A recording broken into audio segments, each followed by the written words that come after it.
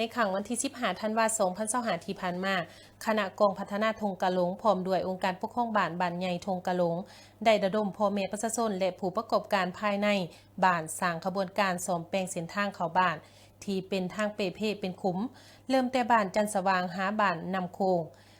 ในระยะ10กว่ากิโลเมตรโดยได้รับการประกอบส่วนทึ่นจากการระดมนำใจร่วมสามัคคีของพ่อแม่ประชาชนภายในบ้านเพื่อเฮ็ดให้การสัญจรไปมามีความสะดวกสบายขึ้นทั้งเป็นการสร้างผลงานสร้างขบวนการ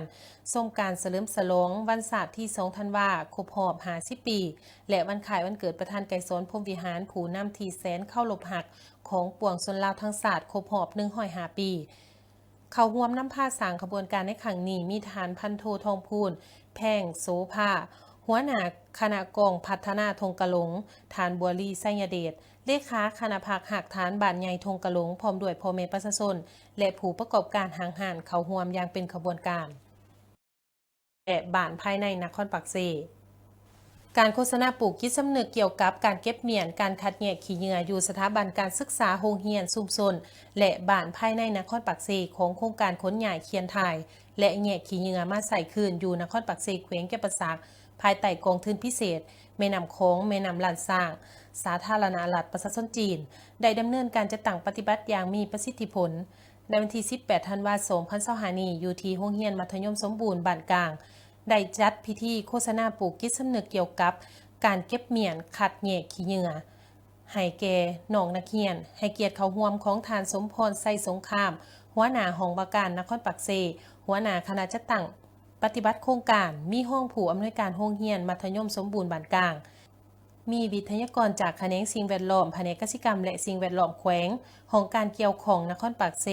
ครูอาจารย์และน้องนักเรียนเข้าร่วมสำหรับเนื้อในที่นำมาเสนอมีคือความหมายของสิ่งแวดล้อมการปกปักรักษาสิ่งแวดล้อมพันธะในการปกปักรักษาสิ่งแวดล้อมหลักการพื้นฐานเกี่ยวกับการปกปักรักษาสิ่งแวดล้อมการประเมินผลกระทบต่อสิ่งแวดล้อมความหมายของทรัพยากรธรรมศาสตร์มาตรการคุดค้นและนำใส่ทรัพยากรธรรมศาสตร์18ธันวาคม2025นี้ทานอรุณไซสุนนราชเลขาคณะบริหารงานพรรคแขวงแก่นประสาทพร้อมด้วยทานวรรณไซศาสตร์ตระกูลคณะประจำพรรคแขวงเลขาคณะบริหารงานพรรคนครปักเซและคณะนำกลุ่มบริษัทหงส์คำภาคใต้ได้เคลื่อนไหวติดตามสุขอยู่การก่อสร้างทางเบตงอยู่บ้านพัฒนาดอนเคาะนครปักเซโดยการต้อนรับของพระอาจารย์แสงสวรรค์สมเด็จสร้างศิริจันโทคณะบริหารงานประจำการองค์การพุทธศาสนาสัมพันธ์ลาวแขวงห้องประธานองค์การพุทธศาสนาสัมพันธ์ลาวนครปักเซเจ้าอธิการวัดจอมเพชรบ้านดอนเคาะนครปักเซในนามผู้ระดมทุนก่อสร้างมีคณะภาคองค์การปกครองบ้านและภาคส่วนเกี่ยวข้องเข้าร่วมในโอกาสนี้ทานเลขาพรรคแขวงได้กวดเบิงสภาพตัวจริงในการก่อสร้างทางเบตงที่ก่อสร้างแล้วในระยะที่ผ่านมาและจุดที่กำลังดำเนินการสืบต่อก่อสร้างทางเบตงบ้านดอนเคาะก่อสร้างมาแต่ปี2024และสำเร็จเป็นส่วนหลายในขนาดกว้าง6เมตรหนา20ซนติเมตรสำหรับระยะฤดูฝนผ่านมานี้สร้างตืมระยะทาง327เมตรยังสืบต่อจะให้สำเร็จในระหว่างเส้นทางบ้านดอนเคาะเสื่อมจอดกับบ้านดงกะโลงในระยะทาง216เมตรโอกาสนี้ทานอรุณไซสุนราชได้แสดงความหยองย่อสมเสยต่อพระอาจารย์แสงสวรรค์สมเด็จสร้างสิริจันโทพร้อมด้วยคณะสงฆ์วัดจอมเพชรคณะภาคองค์การปกครองและประชาชนชาวบ้านดอนเคาะและทุกภาคส่วนที่สามัคคีเป็นเอกภาพการสมทบเพื่อแห้งทื่นฮ้อนในการก่อสร้างทางเบตงให้มีความคืบหน้าเป็นก้าวๆเชื่อมั่นว่าภายใต้การนำพาของคณะพรรคแต่ละคันมูลเสือความสามัคคีอันดีการประกอบส่วนของสังคมขาดว่าทางเบตงบ้านดอนเคาะทางมรดกมูลเสือสามัคคีทำนำใจแห่งนี้จะก่อสร้างให้สำเร็จในไว้นี้อย่างแน่นอนในโอกาสเดินทางมาติดตามสุขอยู่การก่อสร้างเส้นทางเบตงห่วมกับการนำแขวงและนครในครั้งนี้ท่านนั่งแกนจันทร์บุตรดาวงศ์ประธานกลุ่มบริษัทหงส์คำภาคใต้พร้อมครอบครัวและญาติพี่น้องที่อยู่ไกลได้ไกลยังได้มอบทุนการก่อสร้างเส้นทางเบตงบ้านดอนเคาะตืมอีกในมูลค่าเป็นเงินทั้งหมด370ล้านกีบเพื่อเฮ็ดให้เส้นทางตอนที่ยังเหลือระยะทาง216เมตร ให้สำเร็จ100 ส่วนร้อยหับเอาทุนการก่อสร้างโดยพระอาจารย์แสงสวรรค์สมเด็จสร้างสิริจันโทเป็นเกียรติร่วมเป็นสักขีพยานโดยฐานอรุณไสยสุนราชเลขาคณะบริหารงานพรรคแขวงแก่นประสักฐานวรรณไสยศาสตร์ตระกูลคณะประจำพรรคแขวงเลขาคณะบริหารงานพรรคนครปากเซมีพนักงานแขนงการเกี่ยวของแขวงนครในบ้านและประชาชนในโอกาสมอบเงินก่อสร้างทางเบตงในครั้งนี้ทานนางเกียนจันทร์บุตรดาวงศ์ประธานกลุ่มบริษัทหงคำภาคใต้ได้แสดงความรู้สึกภาคภูมิใจและดีใจหลายที่ได้ประกอบส่วนในการพัฒนาบ้านเมืองโดยเฉพาะแมนเส้นทางเบตงบ้านดอนเคาะเพื่อเฮ็ดให้การสัญจรไปมาของประชาชนชาวบ้านดอนเคาะมีความสะดวกสบายหลายขึ้นอีกอย่างหนึ่งยังเป็นการสร้างบุญสร้างกุศลอันใหญ่หลวงที่ได้ร่วมสร้างทางมรดกหุ้นเสือสามัคคีธรรมนำใจแห่งนี้ให้สำเร็จตามความมุ่งมา่ปรารถนาของประชาชนที่คองคอยมานานให้ปรากฏผลเป็นจริงการนำแขวงแก่นประสักนำโดยทานอรุณไสยสุนราชกรรมการศูนย์กลางพรรคเลขาคณะบริหารงานพรรคแขวงพร้อมการนำของแขวงอดีตการนำของแขวงพนักงานอ้อมข้างแขวง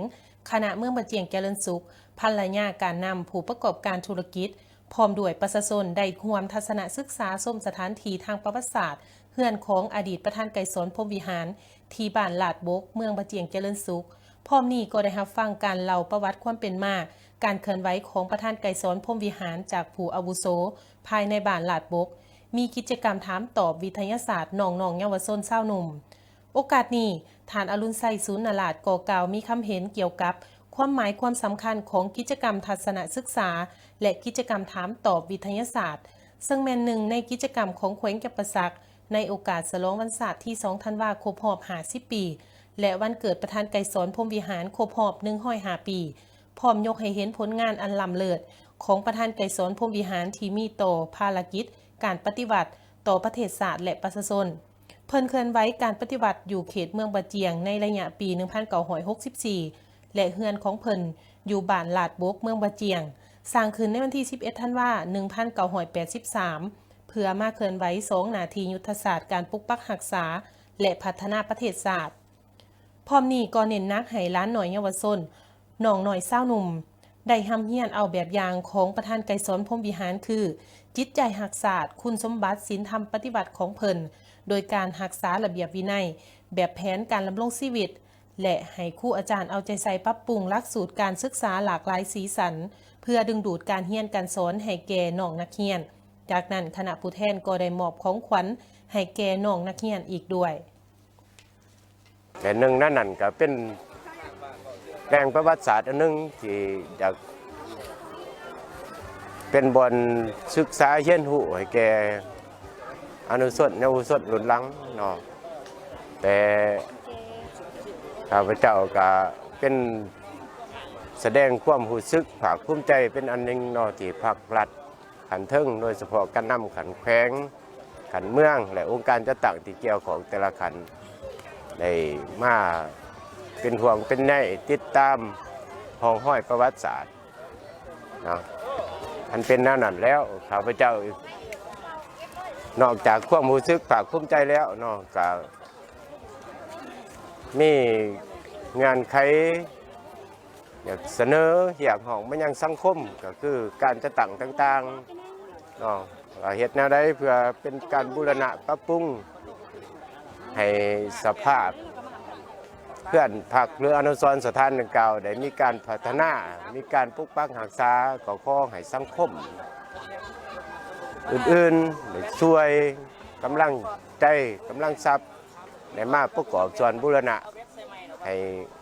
คงไว้สืบไปแล้วเพื่อเป็นแหล่งศึกษาเรียนรู้ให้แก่อนุชนรุ่นหลัง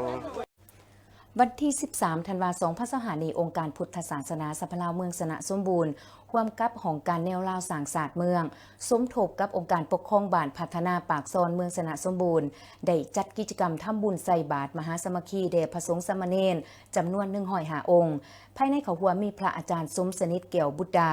ห้องประธานองค์การพุทธศาสนาสัมพันธ์ลาวหัวหน้ากรรมาธิการ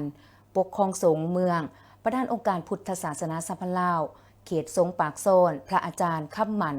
ธนาบัตรห้องประธานองค์การพุทธศาสนาสัมพันธ์ลาวเมืองหัวหน้ากรรมาธิการ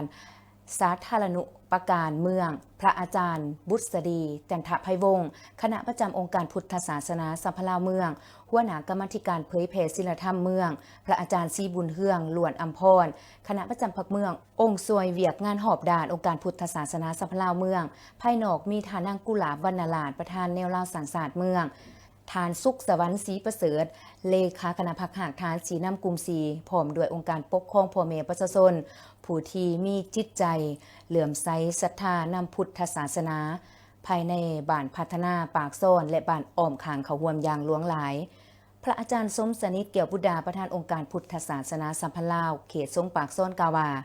การเคลื่อนไหวสร้างกิจกรรมในครั้งนี้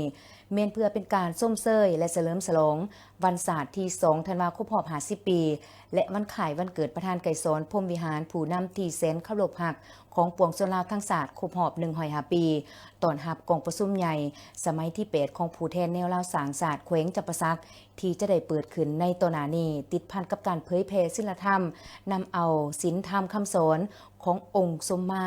สัมภพุทธเจ้าไปพันขยายให้พ่อแม่ประชาชนภายในบ้านพัฒนาโซนภาคและบ้านอ้อมขางรับรู้และเข้าใจอย่างลึกซึ้งไปพร้อมกับการปกปักรักษาหีดของประเพณีอันดีงามของคนลาวชาวพุทธที่เคยจะตั้งปฏิบัติกันมาแต่โดนนานให้ยืนยงนอกนั้นยังเป็นการสมทบทุนเขาในการสุกอยู่ส่งเสริมเวียกงานศึกษาของโรงเรียนมัธยมตอนต้นสงเมืองสนะสมบูรณ์อีกด้วยภายในงานก็ได้มีพิธีทำบุญใส่บาตรแด่พระสงฆ์สามเณรจำนวน105 องค์โดยเริ่มแต่จุดของสุลประทานเข้าไปหาวัดบ้านดังกล่าวและระยะทางยาวกว่า500 เมตรและพิธีกรรมทางศาสนาอื่นๆโดยนำพาของพระอาจารย์สมสนิทเกี่ยวบุตรดาประธานองค์การพุทธศาสนาสัพพลาวเขตสงปากโซ